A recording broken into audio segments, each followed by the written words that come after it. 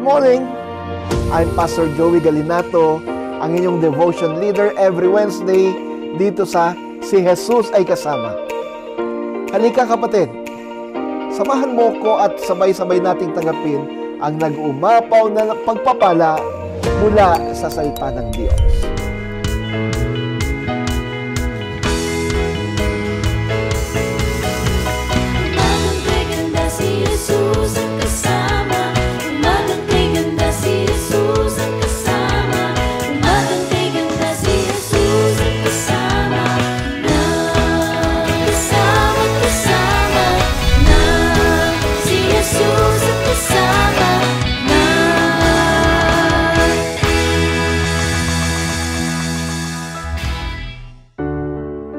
My hope is built on nothing less.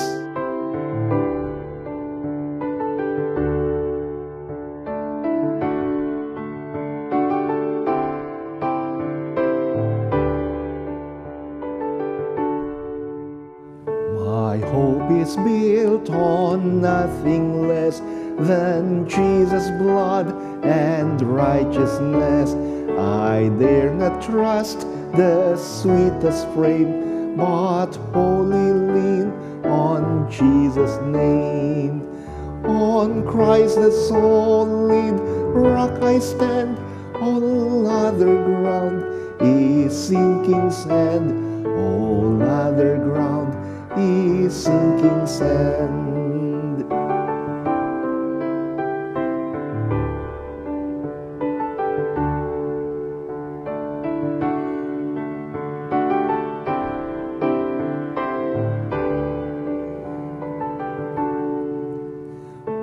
Darkness veils His lovely face, I rest on His unchanging grace.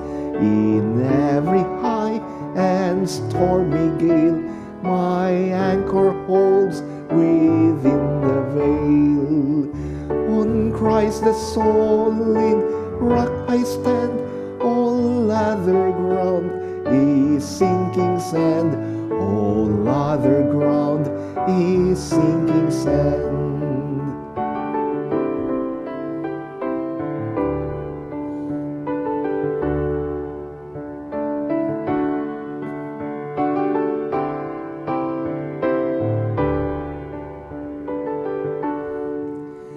His oath, His covenant, His blood support me in the whelming flood. When all around my soul gives way, He then is all my hope and stay. On Christ the solid rock I stand, all other ground is sinking sand. All other ground is sinking sand.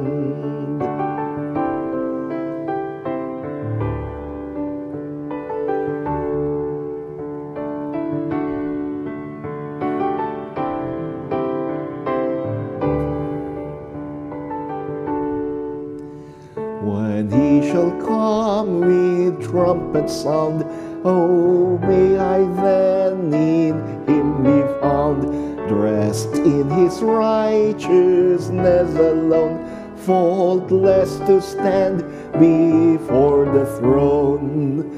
On Christ the solid rock I stand, all other ground is sinking sand. All other ground is sinking sand. Yes, friends, on Christ, the solid rock I stand. He is our hope. He is our hope.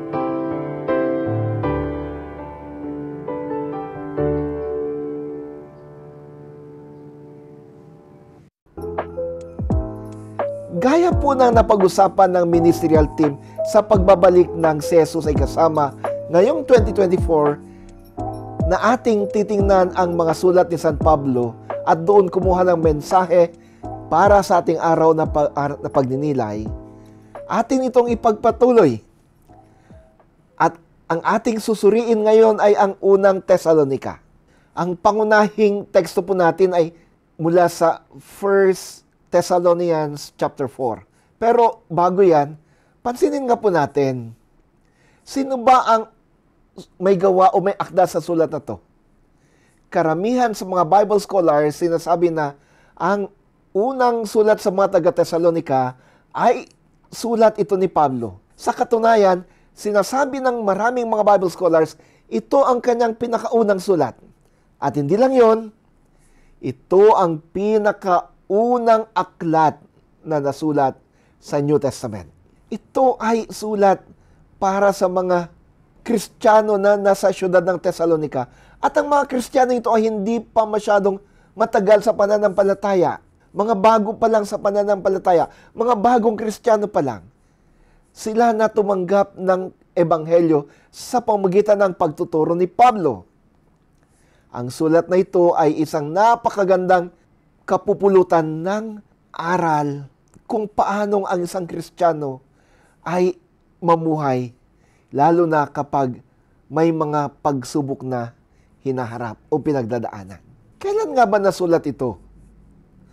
Balikan natin yung mga Bible scholars. Sabi nila, ang sulat na ito, aklat na ito ay nagawa o sinulat ni Pablo noong 50 AD. Ano bang dahilan kung bakit ito sinulat ni Pablo? Tulad ng nasabi ko kanina, ang aklat ng Tesalonika or ang mga taga-Tesalonika ay bago-bago pa lang sa pananampalataya. Pero may mga hindi na sila pagkakaunawaan, lalong-lalo na sa topiko ng pagdating na muli ni Kristo.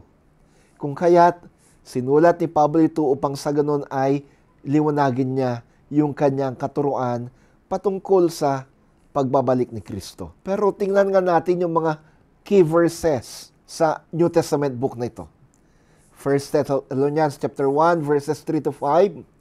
For this reason, when I could stand it no longer, I sent to find out about your faith.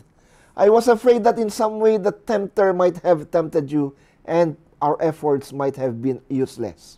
Sabi ni Pablo, natatakot ako, baka mawala kayo, baka humiwalay kayo ng landas. Chapter 1 verse 7, Therefore, brothers, in all our distress and persecution, we were encouraged about you because of your faith. Sabi naman ni Pablo, dahil sa inyong pananampalataya, kahit na ako'y humaharap ng maraming pagsubok, ako'y napapatatag. At ito yung key passage na panggagalingan ng ating devotion ngayon. Chapter 4, verses 13 to 18. My friends, we want you to understand how it will be for those followers who have already died. Then you won't grieve over them and be like people who don't have any hope. We believe Jesus died and was raised to life. We also believe that when God brings Jesus back again, He will bring with Him all who had faith in Jesus before they died. Our Lord Jesus told us that when He comes, we won't go up to meet Him ahead of His followers who have already died. With a loud command and with the shout of the chief angel and a blast of God's trumpet, the Lord will return from heaven. Then those who had faith in Christ before they died will be raised to life. Next, all of us who are still alive will be taken up into the clouds together with them to meet the Lord in the sky. From that time on, we will all be with the Lord forever. Encourage each other with these words. Tapos meron pang isang napakagandang bersikulo sa chapter 5, verses 16 to 18. Be joyful always, pray continually, give thanks in all circumstances, for this is God's will for you in Christ Jesus. Now, kung babasahin natin itong napakaikling sulat ni Pablo na to, makikita natin na sa unang 3 kapitulo, makikita natin dito yung kagustuhan ni Pablo na makasama sila. Madalaw sila sa Tesalonika. Subalit, sabi niya, pinipigilan ako ni Satanas. Pinipigilan tayo ni Satanas na tayo'y magkita. And then, makikita rin natin sa unang bahagi ng sulat, chapters 1 to 3, kung paano ang pagmamahal ni Pablo sa kanila. At kung paanong siya ay napapatatag na magpatuloy sa kanyang ministeryo dahil sa pananampalataya ng mga taga-Thessalonica. Kung kaya't sa chapter 3 verses 11 to 13, sinabi niya, ipinapanalangin ko kayo. Sa chapter 4, dito, nabalitaan ni Pablo na may mga pumunta sa Thessalonica na mga bulaang guro. Kunwari, sila'y mga Kristiyanong guro, pero iba naman ang tinuturo nila. Nililinang nila yung mga tao sa Thessalonica. Kung kaya't sinulat niya yung bahaging ito, ipinaliwanag niya kung ano nga ba talaga ang mangyayari sa second coming. Sinabi niya na yung mga taong namatay na bago pa dumating si Kristo ay kanyang bubuhayin muli at isasama niya sa kalangitan pag siya'y muling darating. At ang lahat ng mga tao na buhay sa panahong yaon na darating na muli si Jesus ay kanya ring isasama sa kalangitan. Nagtapos ang unang sulat ni Pablo sa Thessalonica sa pamamagitan ng ibang mga tagubilin kung paano nga ba talaga mamuhay ang isang Kristiyano. Mga kapatid, ang pagtatatag ni Pablo sa simbahan sa Thessalonica ay matatagpuan sa Gawa ng mga Apostol, Kapitulo 17. Acts chapter 17. Pagkatapos na siya ay makulong sa Filipos dahil sa pagbabahagi niya ng Ebanghelyo, nagkaroon ng isang malakas na earthquake, lindol. Nagbukas ang mga pintuan ng mga kulungan at nakalaya yung mga preso. Pagkatapos na makalaya si Pablo, umalis siya mula sa Philippi at pumunta sa Thessalonica.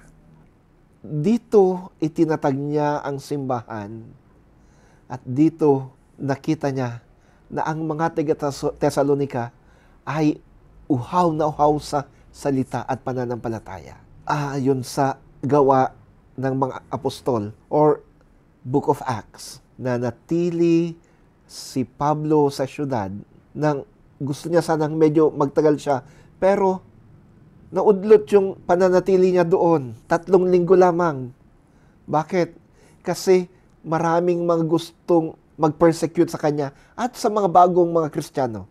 Kaya pumunta siya sa Athens at doon sinabi niya si Timoteo na pumunta sa Thessalonica upang kumustahin sila. Siya'y naguguluhan at siya'y namumroblema, nababagabag sa sitwasyon doon na may mga taong parang unti-unting nakalimot sa pananampalataya at sa mga katuroang ibinahagi ni Pablo. Pagkatapos ng mahabang mga panahon, ilang buwan na marami siyang mga hinarap na pagsubok, mga persecutions, nakarating siya sa Korinto at tinatag niya ang simbahan sa Korinto. At nung umalis siya sa Korinto, doon nga nagkita sila ni Timoteo at in-update siya ni Timoteo kung kumusta ng mga taga-Thessalonica at kung anong mga problema ang pinagdadaanan nila. Habang pinapag-aralan natin yung maiksing sulat ni Pablong ito, makikita natin yung mga problema na inireport ni Timoteo kay Pablo. Ewan ko ba, kung babasahin natin yung buhay ni Pablo, parang sa lahat na lang ng pupuntahan niya, mayroon siyang mga kaaway. Hindi naman siya nangaaway, kundi siya ang inaaway. May mga oposisyon, mga Kristiyano man or mga Hudyo. Kinu-question yung kanyang pagiging legitimate o legal na alagad o apostol. Kasi hindi siya kasama sa unang 12, yung original 12. Si Pablo at ang mga taga-Thessalonica ay hinarap din ang mga issues nito at may iba pa. Tulad ng nasabi ko kanina, ang Thessalonica ay syudad ng Imperyo ng Roma na doon sinasamba nila yung maraming mga Diyos-Diyosan. At dahil sa sumasamba sila sa maraming Diyos-Diyosan, yung mga Kristiyano na tumalikod sa panagsamba sa mga Diyos-Diyosang ito ay pinapersecute. Tinethreaten nila na i-confiscate ang kanilang mga ari-arian. At dahil dito, maraming mga Kristiyano ang medyo natakot na magpatuloy. Meron din yung mga Kristiyano na nanampalataya na nga sila, sumamba na sila sa Diyos, pero parang di nila maiwanan yung dati nilang ugali at gawain. Ano ito? Ang sumamba sa mga Griegong Diyos-Diyosan. Bakit? Kasi ba naman, doon sa simbahan o altar ng mga Diyos-Diyosan ito ay doon nag-aantay ang mga magagandang babae. I-entertain nila lahat ng mga lalaking papasok doon upang sumamba. Alam nyo na kung anong ibig sabihin nun. Ito yung mga tinatawag na temple virgins. So, naging problema tuloy ni Pablo yung pagiging sexual promiscuity ng mga tao. Parang yung mga Kristiyano, lalo mga lalaki, pupunta doon dahil may mga libreng babaeng nag-antay sa kanila. Ito at marami pang iba ang problemang nalaman ni Pablo. Tulad ng sinabi ko, isa sa mga pinaka-hinarap na issue ng mga taga-Tesalonica ay yung mga maling katuruan na dinala ng mga nagpapanggap na mga guro ng Ebanghelyo. Sabi nila, si Pablo ay hindi totoo, sinungaling siya, dumating na si Kristo, at yung sinabi niya na dadalhin ni Kristo yung mga mahal niyo sa buhay na patay na, hindi totoo yun. Dahil dito nalungkot ang mga taga-Tesalonica. Kasi mahal na mahal nila yung mga miyembro ng pamilya nila na yumao na. Sabi ni Pablo, magkakaroon ng muling pagkabuhay. Pero, nung may dumating na mga nagpapanggap na mga guro ng Ebanghelyo at tinuro na sinungaling si Pablo doon, nalungkot ang mga taga-Tesalonica. Hindi na nila makikita yung mga mahal nila sa buhay na yumao na. Hindi pala sila bubuhay muli ni Jesus. Dahil dito, sa sulat niya, tulad ng nabanggit ko kanina sa una, ipiniliwanag ni Pablo ang patungkol sa muling pagkabuhay at sa pagbabalik na muli ni Jesus. Kanyang sinabi, isinusulat ko ito upang kayo'y magkaroon ng pag-asa, upang di na kayo masyadong malungkot pa. Sinusulat ko itong bagay na ito patungkol sa mga mahal nyo sa buhay na yumao na, upang hindi kayo matulad sa mga iba na walang pag-asa, in order that you may not be like those who have no hope. Sabi ni Pablo, sa pagbabalik ng muli ni Jesus, tutunog ang trompeta at makikita si Jesus na babalik dito sa lupa.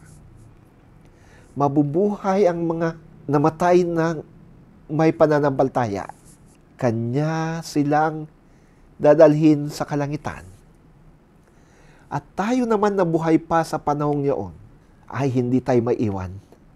Sasama tayo, magkikita-kita tayo dyan sa alapaap, at sabay-sabay sama-sama tayong akyat sa kalangitan. Sama-sama tayong dadalhin ni Jesus sa kalangitan. Patatagin nyo ang bawat isa sa pamagitan nito. Ang muling pagkabuhay na siyang source ng hope ng mga taga-Tesalonica ay lalong pinatatag ni Pablo. Ang katuruan patungkol sa muling pagkabuhay na siyang source ng pag-asa, source ng hope ng mga taga-Tesalonica ay lalo pang pinatatag ni Pablo sa pamamagitan ng kanyang pagsabing, dahil si Jesus ay binuhay ng muli mula sa mga patay. Paul used the resurrection of Jesus as his main argument, main premise in teaching the reality of resurrection. Friends, may pag-asa. May pag-asa ang mundong ito. Hindi lang po ibig sabihin nun na kapag namatay tayo, bubuhayin tayo muli ni Jesus. Hindi lang po yun. May mga pagkakataon na sa mundong ito, sa buhay natin ito, parang patay tayo. Bakit? Kapag dumaranas tayo ng matitinding pagsubok sa buhay, lungkot na lungkot tayo. Parang nawawalan na tayo ng pag-asa. Lalo na kapag ikaw o yung mga mahal mo sa buhay ay nagkasakit at parang di na gagaling. Yung iba, lungkot na lungkot. Mga kapatid, there is hope. There is hope. And this hope can only be found in Christ. This hope can only be found in Christ. Pwede pa rin tayong bumangon. Pwede pa rin tayong tumayo at harapin ang lahat ng mga pagsubok na ito. Dahil kasama natin si Kristo. Just as again, Paul used the resurrection of Christ as his argument, as his premise in teaching the resurrection, the reality of resurrection. Today, I want to use this as our premise in teaching you, in reminding you that there is hope. Kung pati yung mga patay nga ay may pag-asang mabuhay, tayo pa kaya? Buhay pa, namumroblema lang tayo, ginagapos lang tayo ng mga iba't ibang mga suliranin at sakit. Sa pamagitan ng kapangyarihan ni Kristo, lalaya tayo dyan. Tatayo tayo. At tayo'y sama-samang pupunta kay Kristo. Huwag mawalan ng pag-asa. May pag-asa pa. May pag-asa ka na nanggagaling kay Kristo. Tayo manalangin. Maraming salamat, Panginoon, sapagkat inyong pinaalala sa amin na ang mundong ito na parang wala ng pag-asa ay may pag-asa pa. This world that seems to be hopeless, in reality, is filled with hope. Lord, dalangin ko ngayon, patatagin mo ang bawat isa na kasama ko sa devotion na ito. Patatagin mo sila, pagpalain sila, ipagkaloob ang kanilang mga kahilingan, pagalingin sila sa anumang sakit na nararamdaman. Itanim mo sa aming puso at isipan, Panginoon, na sa mundong ito ay laging may pag-asa dahil ikaw ang kasama. Sa ngalan mo, Kristo. Amen. Muli, mga kapatid, ako si Pastor Joey, ang inyong kasama tuwing Miyerkules. Kung kayo ay nakatanggap ng pagpapala o pinagpala ng Diyos dahil sa mga ministries ng NACS UMC at dahil sa mga morning devotions ng NACS UMC at gusto nyong ibahagi ang pagpapalang yan, narito po ang GCash at mga account ng Iglesia. Maaari po ninyong i-deposit or i-transfer ang inyong mga regalo, mga biyaya, mga kaloob. At sinisigurado ko sa inyo na ang mga ito ay magagamit lahat para sa ministeryo ng Panginoon. Maraming salamat po sa pagsubaybay at magandang umaga po muli. God bless po. Bye-bye.